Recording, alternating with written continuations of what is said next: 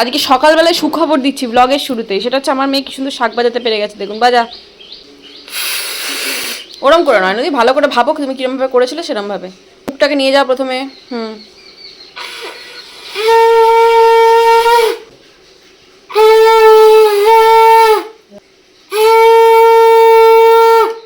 এবার ধুয়ে রেখে দিই, দাও। এবার প্রথম প্রথম পারলে এবার সবসময় চলে আসবে শাক বাজাতে। মাঝখানে একদিন আমি যোগা করিনি বলেছিলাম, কারণ মাথা ঘুরছিল বলে। আজকে আবার শুরু হয়ে গেছি, কারণ মাঝখানে দুদিন বেশ জমিয়ে বৃষ্টি হয়েছে, চারিদিক পুরো ঠান্ডা বাতাসের মতো। আজকে আমি মণিপুরা চাকরার জন্য করছি, কারণ এটাতেই আমার মেন প্রবলেম, পেটে প্রবলেম, ল্যাদ আসছে, কাজ করতে ভালো লাগছে না, নিজেকে বারবার পুশ করছি। আর এটা করলে না পুশ করার দরকার পড়ে না, অটোমেটিক্যালি কাজ করার মন হয়ে যায়। যোগা না শুধু এক্সারসাইজ না, একটা প্রসেস, মানে এই প্রসেসটা একটা লেন্দি প্রসেস, যেটা প্রচুর টাইম ধরে শিখতে হয়। একদিনে দুদিনে যোগা করে কিচ্ছু শেখা যাবে না। এর মধ্যে এত ছোট ছোট বিষয় আছে না, যেগুলো প্রচুর বোঝার। যোগার সব কিছু আবার সবারই জন্য না, কার জন্য কোনটা সেটা কিন্তু থেকে থেকে শিখে শিখে বুঝতে হবে। কোনটা করলে তাড়াতাড়ি রেজাল্ট পাওয়া যায়, কতবার করলে তাড়াতাড়ি রেজাল্ট পাওয়া যায়, সব কিছু। শান্তি শান্তি শান্তি।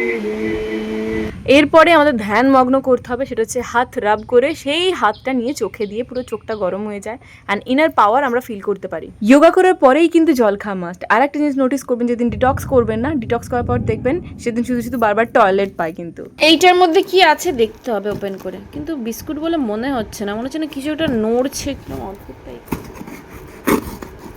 দেখুন কাঠ, উনুন ধরায় যেটা দিয়ে কাঠ, উনুন ধরানো হয় যেটা দিয়ে কাঠ, কাঠ দিয়ে তুই কি করবি? কাঠের জালে রান্না করবে, গ্যাস পাওয়া যাবে না আর। জানো না, শোনোনি খবর? যুদ্ধ লেগেছে আর লেগেছে। তাই নাকি? হ্যাঁ, ওই জন্যই তো গ্যাসের এত দাম বাড়িয়ে দিয়েছে। এরপরে আবার গ্যাস পাওয়াও যাবে না বলছে, পেট্রোল পাওয়া যাবে না, ডিজেল পাওয়া যাবে না। সেই জন্য কাঠ আনিয়ে রেখেছি, রান্না করব, বুঝলে? Good morning everyone, welcome back to my channel. আজকে সবারই জামাই ষষ্ঠী, সবাই ভালো ভালো খাবার। আমাদের হচ্ছে মানে কি বলবো, সব থেকে ঝামেলা মুক্ত খাবার আজকে। হ্যাঁ হ্যাঁ ম্যাম, আজকে হচ্ছে আমাদের সব থেকে ঝামেলা মুক্ত খাবার। মানে এক নম্বর তো শনিবার আজকে আমাদের নিরামিষ, আর তার উপরে হচ্ছে সুলতা দিয়ে আসেনি। যদি সুলতা দিয়ে আসে না ওটা কোনো ম্যাটার না, কিন্তু যেই শুনেছে বাসমতি রাইসের সাথে অনেকে বলবে এই খাবো, এই কষা খাবো, এই কষা খাবো। আমাদের বাড়িতে হচ্ছে শুধু ঘি দিয়ে খাবো, মানে বাসমতি রাইস ওদের এত পছন্দ যে শুধু ঘি দিয়ে মেখে শুধু শুধুই খেয়ে নিতে পারবে। শাশুড়ি মায়ের জন্য কয়েকটা কিছু ভাজাভুজি করে দেবো, পোস্তর বড়া হচ্ছে, আর দেখা যাক একটু মুগের ডাল করবো, আর কি করি দেখ। বাসমতি চালের সাথে এই ডালটা খেয়ে দেখবেন, এটাতে না বেশি হজবরল, বেশি তেলের ব্যবহার, বেশি লঙ্কার ব্যবহার নেই, খুবই হালকা পাতলা এই ডালটা হয়। প্রথমে হালকা একটু ভেজে তুলে নিয়ে জাস্ট গরম মশলা জিরে ফোড়ন দিয়ে অল্প একটু আদা বাটা, ব্যাস, আর কিচ্ছু লাগে না। বাট অমৃত লাগে এই বাসমতি চালের সাথে খেতে।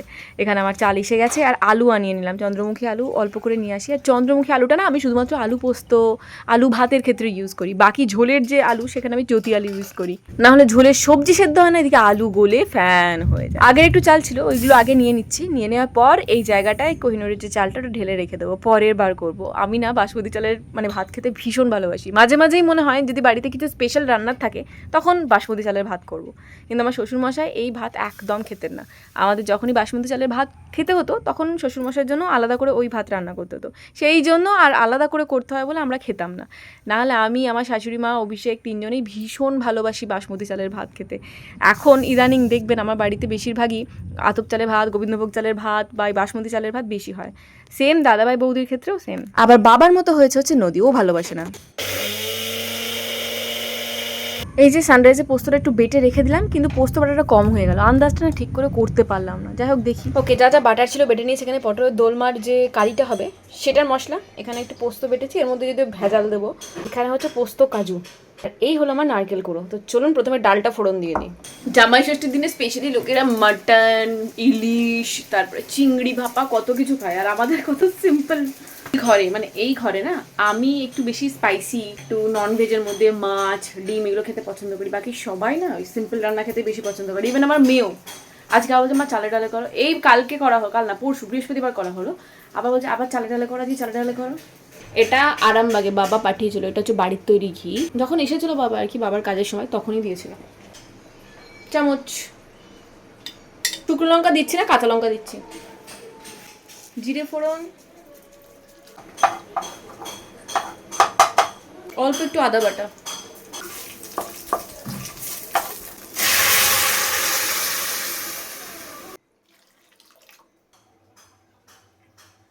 এই ডালটাতে না হলুদ যাবে না, হলুদ ছাড়া এই ডালটা হবে একদম সেই একটু ভোগের ভোগের টাইপের খেতে হয়। আমার কাছে না ডাল কাটা নেই, সেই জন্য এটা ইউজ করছি। এটাতেও খারাপ হয় না, হয়ে যায় ঠিকঠাক। আচ্ছা ডাল তো প্রায় হয়েই গেছে, আর এটা দেখছেন পটলের দোলমাটা বানাবো। তো পটলগুলো ভালো করে ধুয়ে নিয়েছি, এরপরে কাটবো এগুলো। ছিলবো আগে গাটা, খাওয়া বেশি ছোলা হয়ে গেছে। আমি জীবনে রেসিপিটা কোনোদিন বানাইনি, ওকে, মানে পটলের দোলমা টোলমা ফার্স্ট টাইম বানাচ্ছি, দেখা যাক কিরকম হয়, ভালো লাগে কিনা তার উপরে ডিপেন্ড করছে নেক্সট টাইম করবো কিনা। পটলগুলো এরকম চিড়ে দিয়ে মুখটা সামনেটা পেছনটা এরকমভাবে কেটে দিয়েছি। এরপরে জানেন আপনারা প্রসেস, এই ভেতর থেকে এইভাবে কুড়ে কুড়ে ভেতরের যে জিনিসগুলো আছে মানে বীজ ফিজ এগুলো বের করতে হবে। আর কিছু না, খুবই সিম্পল টেকনিক, না এই জিনিসটা মোটেও কাজের না।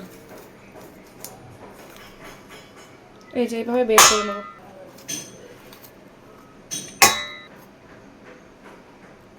পটলের পেট থেকে বেরিয়েছে এগুলো খাবার দাবার, আর এই হলো পটলের ফাঁকা পেট। আমি এখন যেটা করবো এটাকে বেটে নেবো, বাট কারেন্ট অফ হয়ে গেছে।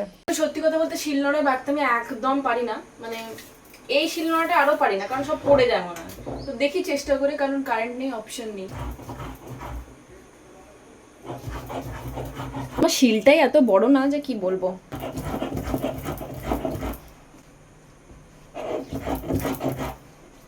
আচ্ছা কড়া বসিয়ে দিয়েছি, আচ্ছা এরপরে এর মধ্যে দিয়ে দেবো সাদা তেল।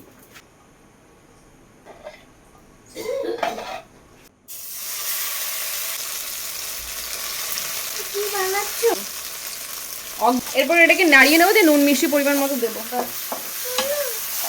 নারকেল কোড়া,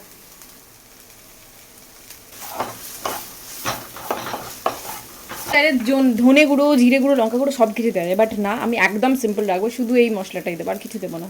আচ্ছা এই প্রসেসটা সবাই জানেন। এই যে এটা ঠান্ডা হয়ে গেলে এই যে পটলের মধ্যে পুরটা ভরতে হবে, ভরে ভাজবো। এখনও গরম আছে, বাট আমার হাতে অত টাইম নেই জানেন তো।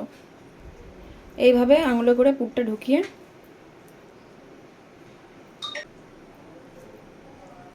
বেশি ঠেসে ঠেসে না ঢোকাবো না আমি, কারণ ব্যাস।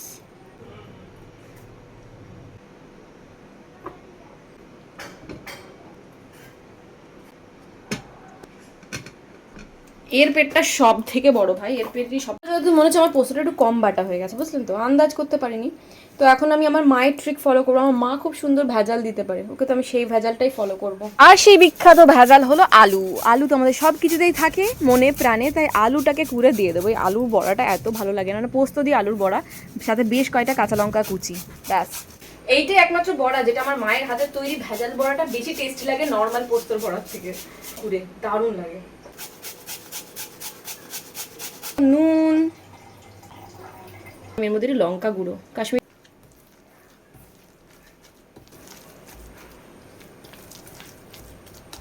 এই পটলগুলোর মধ্যে ওপর থেকে একটু নুন হলুদ ছড়িয়ে দেব।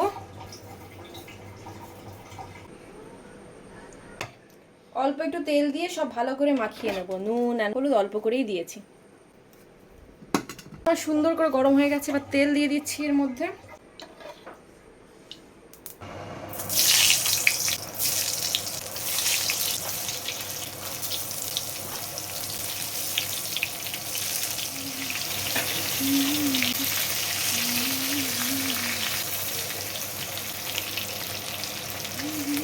এটা হচ্ছে আমার একটা হোমমেড ক্রিম, যেটার মধ্যে আছে টক দই, অল্প একটু গুঁড়ো দুধ আর নারকেল কোড়া, সব একসাথে মিক্স করে দিয়েছি, দিয়ে এটা এর মধ্যে মেশাবো, এখন ভিজিয়ে রাখি। আর এইখানে আমি তাওয়া বসাচ্ছি, পোস্তর বড়াটা ভেজে নেবো, কারণ অনেক দেরি হয়ে গেছে, এবার খাওয়ার টাইম হয়ে যাবে। এই পটলের দোলমা এত একটা টাইম টেকিং প্রসেস না, ভীষণ দেরি হয়। যদি একা করেন তাহলে তো আবার আরোই দেরি হবে। পুর ভরা পটলগুলো আমার এখানে সুন্দর করে ভাজা হয়ে গেছে, এবার তুলে রাখছি। এরপরে আমি তেলের মধ্যে যে মশলাটা করে রেখেছিলাম সমস্ত কিছু বেটে বুটে ওই মশলাটা দিয়ে ভালো করে কষিয়ে নিচ্ছি। আর এদিকে পোস্তর বড়ার জন্য তেল ছড়িয়ে পোস্তর বড়াটা দিতে হবে। আর হ্যাঁ, যেহেতু এটা লোহার কড়াই, সেটা খুব ভালো করে গরম করে নিতে হবে, নাহলে কিন্তু উঠবে না কড়া থেকে। আর পটলের দোলমায় আমি তেল ইউজ করলাম, যদি আপনারা পুরোটা ঘিতে করেন বা বিয়ে বাড়িতে ধরুন যে ধরনের পটলের দোলমা হয় সেটা পুরোপুরি ঘিতে করলে এটা টেস্ট আরও অনেক বেটার আসে। মশলাটা ভালো করে কষানো হয়ে গেলে ভেজে রাখা পটলগুলো দেবো। একটু গুঁড়ো গরম মশলা আমি এখানে দিচ্ছি, গরম মশলা তো অবশ্যই। আর একদম লাস্টে দিয়ে দেবো হচ্ছে ওই যে ক্রিমটা বানিয়ে রেখেছিলাম বললেন না, ওটা দিয়ে ভালো করে মিক্স আপ করে ব্যাস পটল দিয়ে নামিয়ে নাও। অবশ্যই ঘি দিতে হবে একটু, কাঁচা লঙ্কা দিলে দিতে পারেন, আমি আর দিইনি, ঝাল হয়ে গেছে এমনিতে অনেক। পটলের দোলমা ফার্স্ট টাইম করলাম, খেতে খুবই ভালো হয়েছিল, তবে আহামরি কিছু লাগেনি আমার, সত্যি কথা বলতে কি এতটা পরিশ্রম যে এর পেছনে করবো, নেক্সট টাইম আর করবো না আমি। পটলের দোলমা তো আমার রেডি, আর ওইদিকে আমি পোস্তর বড়াটাও ভাজা হয়ে গেছে মোটামুটি কমপ্লিট, 8টা না 9টা হয়েছে। আর এদিকে দেখুন বাসমতি চালে ভাতটা বসিয়ে দিচ্ছি। ভাতটা আমি ইচ্ছে করেই একদম লাস্টে বসিয়েছি যাতে গরম থাকে, সবাই খাওয়ার সময় প্রবলেম না হয়, কারণ ঘি দিয়ে কিন্তু ঠান্ডা ভাত একদম খাওয়া যায় না। ওকে, দেখে দিই আমার সুইট অ্যান্ড সিম্পল লাঞ্চ একদম তৈরি। এখানে তো পটলের দোলমা দেখে দিয়েছেন।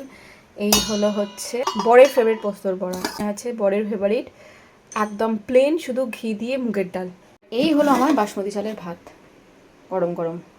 রান্নাবান্না কমপ্লিট করে আসার পর এই যে রিল্যাক্সেশন করা, মানে একটু ভালো করে বসে টিভি দেখা, কিছু পছন্দের জিনিস খেতে খেতে, সেটা যে কি আনন্দের, সেটা আর নতুন করে কি বলবো, আপনারা সবাই জানেন। মিষ্টি, ফেভারিট মিষ্টি।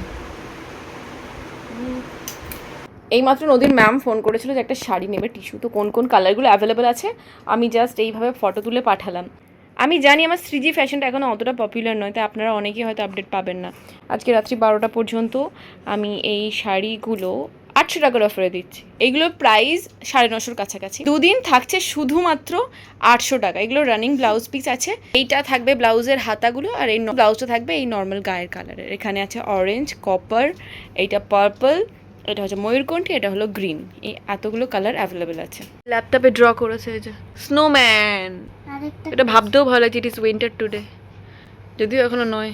এই হচ্ছে আমাদের উইন্টার। ঝগড়ুটে মাসি,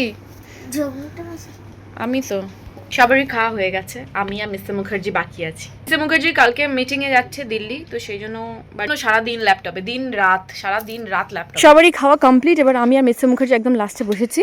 আমি তো বসে গেছি, মিস্টার মুখার্জি এখনো বসেনি। কালকে পিহুর বার্থডে, পূজার তো ধরুন সব কিছু রেডিই আছে। সুস্মিতা সমস্ত কিছু রেডি করে গেছে, আজকেও জামাই ষষ্ঠীতে গেছে।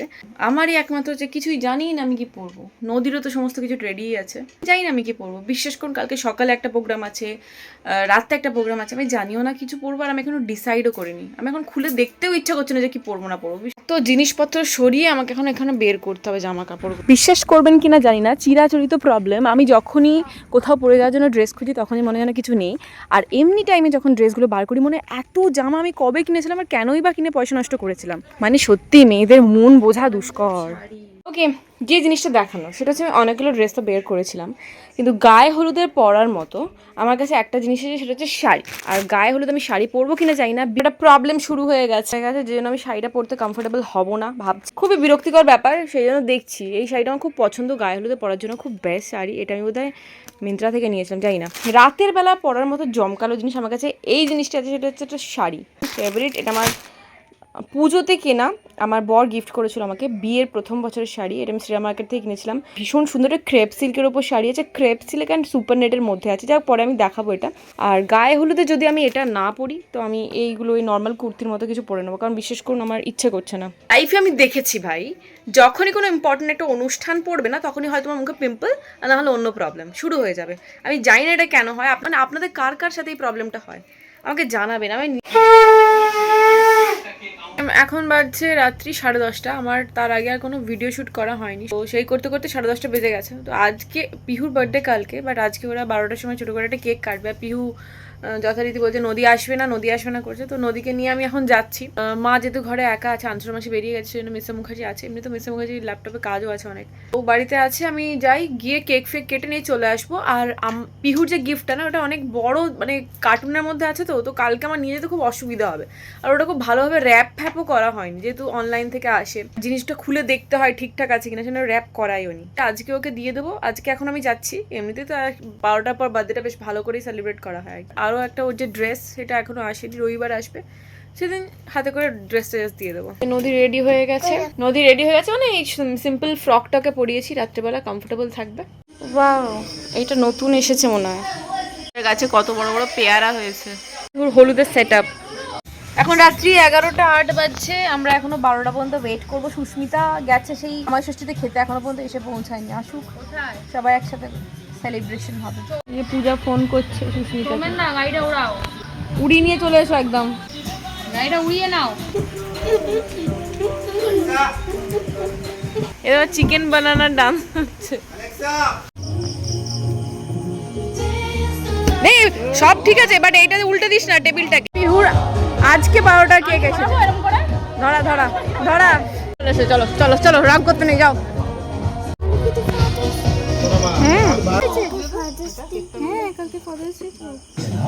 ওটাকে মেরে দাও একবার। কি বলছো দিদি? খুব ভালো। কালকে কি পড়ছো? বাইরে শাড়ি শাড়ি তোমার কাছে যেটা কিনেছি ওইটা। ও আচ্ছা, ওইটা। কটা জ্বালাই? হ্যাঁ জ্বালিয়ে দাও। Happy birthday happy birthday to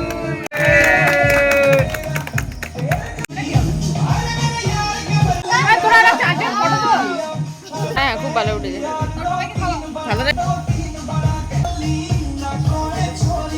ওকে, বাড়ি চলে এলাম, এখন বাজছে 1:10। তো কালকে সকাল থেকে ওদের বাড়িতে আমাদের নেমন্তন্ন, ইভেন ব্রেকফাস্টেও। যদিও ব্রেকফাস্টে পরোটা আমি খাবো না, কারণ রাতেবেলা অনেক হেভি আছে। আমরা বলেছি, আমি আর সুস্মিতা সৌমেন তিনজনে বলেছি মুড়ি খাবো, তুই ঘুগনি রেডি করে রাখবি, আমরা মুড়ি খাবো। অভিষেক বেরোবে দিল্লির জন্য, সব মিলিয়ে মিশে একটা অন্যরকম দিন হতে চলেছে। দেখা হচ্ছে কালকে একটা নতুন ব্লগে। Bye bye.